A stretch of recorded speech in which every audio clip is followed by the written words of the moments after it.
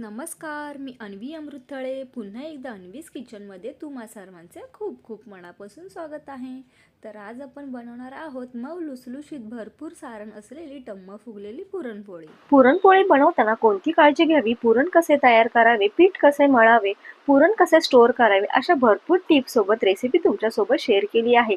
तर मंडळी, व्हिडिओ कुठेही स्किप न करता अगदी शेवटपर्यंत बघत राहा, म्हणजेच तुमच्या सुद्धा पुरणपोळ्या छान मऊ लुसलुशीत बनतील. चला तर वेळ न घालवता रेसिपीला सुरुवात करूया. सगळ्यात आधी आपण पुरण बनवण्यासाठी हरभऱ्याची डाळ म्हणजेच चणा डाळ शिजत घालणार आहोत. त्यासाठी इथे मी 1 किलो प्रमाणात चणा डाळ स्वच्छ निवडून घेतली आहे.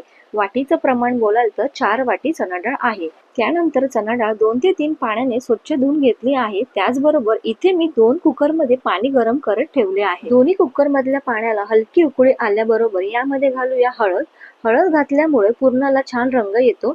पाव चमचा मीठ, 1 चमचा तेल. तेल घातल्यामुळे कुकर मधली डाळ ओतू जात नाही. दुसरी गोष्ट म्हणजे डाळीचा प्रत्येक दाणा अगदी एकसारखा शिजला जातो. इथे आपण 2 कुकरमध्ये मावेल तेवढी डाळ घालूया. 1 किलो डाळ 5 लिटरच्या कुकरमध्ये आरामात शिजली जाते. सध्या माझ्याकडे 5 लिटरचं कुकर नसल्यामुळे इथे मी 2 कुकरचा वापर केला आहे. त्याचबरोबर ही माझी ऑर्डरची पुरणपोळी आहे आणि मला ऑर्डर वेळेवरती पूर्ण करायची आहे, म्हणून मी 2 कुकरचा वापर केला आहे. डाळीला एकदा ढवळून घेऊया आणि दोन्ही कुकरला झाकण लावून मंद आचेवर 3 ते 4 शिट्ट्या करून घ्यायच्या आहेत. डाळ शिजते तोपर्यंत आपण पीठ भिजवून घेऊया. पीठ भिजवण्याकरता 3 वाटी मैदा, 1 वाटी गव्हाचं पीठ घेऊया. कधीही पुरणपोळी बनवताना पीठ चाळूनच घ्यायचं आहे. मी सुरुवातीला सांगितल्याप्रमाणे ऑर्डरची पुरणपोळी असल्यामुळे सगळी तयारी अगोदरच करून ठेवली होती. त्याचबरोबर चवीपुरतं मीठ, 1 पळी तेल. आता हे सर्व जिन्नस मिक्स करून घ्यायचं आहे. त्याचबरोबर एका तांब्यामध्ये पाणी घेऊन त्यामध्ये अर्धा चमचा हळद घालूया आणि ह्या हळदीच्या पाण्याने पीठ भिजून घेऊया. अशा पद्धतीने पाण्यामध्ये हळद मिक्स करून कणिक भिजवले की प्रत्येक पिठाच्या कणाला अगदी एकसारखा रंग येतो. आता आपल्याला लागेल तसं पाणी घालून पीठ भिजून घ्यायचं आहे. पुरणपोळीचं पीठ मळताना जास्त घट्ट मळू नये. जर कणिक जास्त घट्ट मळलं की त्यामध्ये हवं तेवढं पुरण भरता येत नाही. मध्ये मध्ये पाणी आणि तेल घालून पीठ छान मळून घ्यायचं आहे. तुम्ही पाहू शकता पिठाला छान लवचिकपणा आला आहे.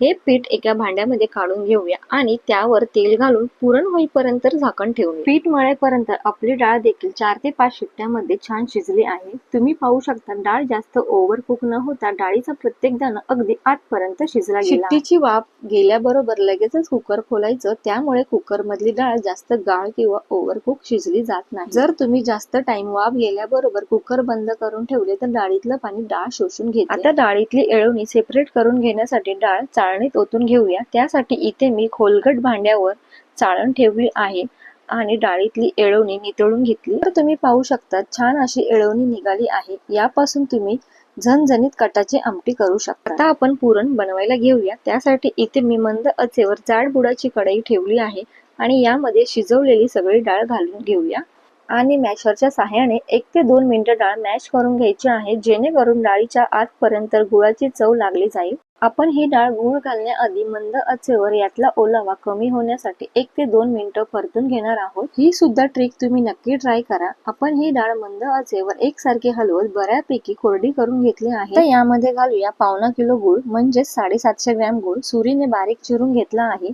गूळ शक्यतो चिरूनच घाला, म्हणजेच गूळ डाळीमध्ये अगदी एकसारखा विरघळला जातो. गूळ घातल्यानंतर गॅसची फ्लेम मंद ठेवून गूळ विरघळेपर्यंत डाळ अगदी एकसारखे हलवून घ्यायची आहे.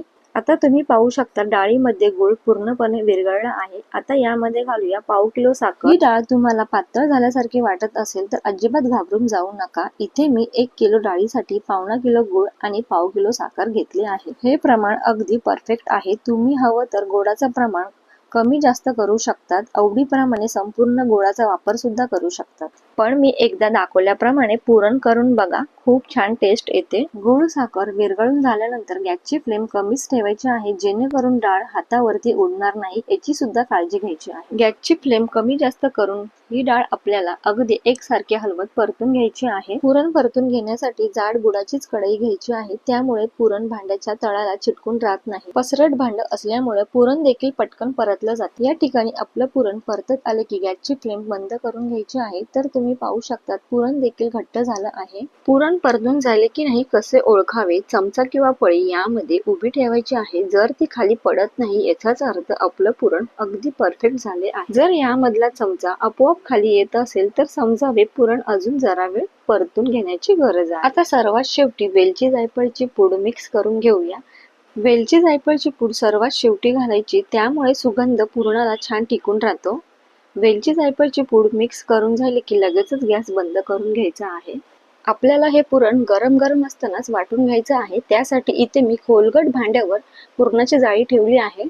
गरम असताना वाटून घेतले की पुरण वाटायला जड जात नाही, त्याचबरोबर पटकन वाटलं जातं.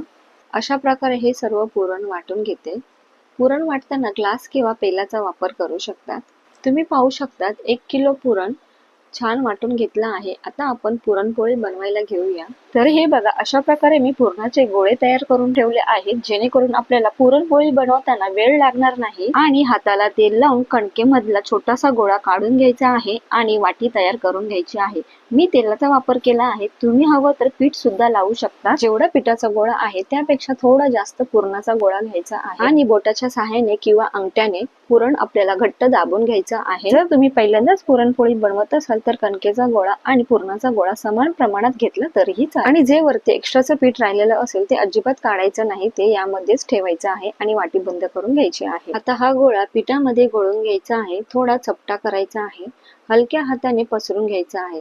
त्यामुळे आतलं पुरण सुरुवातीपासून कडेपर्यंत पसरत जातं आणि पोळी लाटताना सोपी जाते. हलक्या हाताने लाटून घेऊया. त्याचबरोबर इथे मी पोलपाटला सुती कापड बांधून घेतलं आहे, जेणेकरून पोळी लाटताना फाटली जाणार नाही. तुम्हाला जर खूप जास्त प्रमाणात पुरणपोळी बनवायच्या असतील तर ही ट्रिक तुम्ही नक्की वापरून बघा, जेणेकरून तुमच्या सुद्धा पुरणपोळ्या फाटणार नाहीत.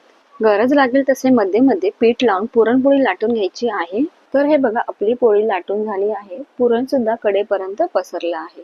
पोळी भाजून घेऊया. इथे मी गॅसवर तवा ठेवला आहे. मध्यम असा गरम करून घेतला आहे. अलगद उचलून आपल्याला पोळी तव्यावरती घालायची आहे. साधारण अर्ध्या मिनिटाने पोळी अलगद उलटून घ्यायची आहे. त्याचबरोबर गॅसची फ्लेम मोठी ठेवायची आहे. कडेने तेल किंवा तूप सोडायचं आहे. इथे मी तुपाचाच वापर केला आहे. तर तुम्ही पाहू शकता पुरणपोळी छान अशी टम्म फुगली आहे.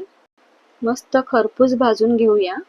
दोन्ही साइड कडनं पुरणपोळी भाजून झाली की एका डिश मध्ये काढून घेऊया आणि सारख्याच पद्धतीने उरलेल्या सगळ्या पुरणपोळ्या आपण करून घेऊया. मस्त खरपूस भाजलेल्या मऊ लुसलुशीत भरपूर सारण असलेल्या पुरणपोळ्या तयार झाल्या आहेत. तर मंडळी, या पुरणपोळ्या आणि पुरण 7 ते 8 दिवस अगदी आरामात फ्रीज मध्ये स्टोअर करू शकतात. आजची रेसिपी तुम्हाला कशी वाटली हे मला कमेंट बॉक्स मध्ये नक्की सांगा आणि तुम्ही सुद्धा नक्की ट्राय करा. जर तुम्ही चॅनलवर नवीन असाल तर चॅनलला लाईक, शेअर, सबस्क्राईब करायला विसरू नका. चला तर भेटूया पुन्हा एकदा अशाच एका नवीन रेसिपी सोबत.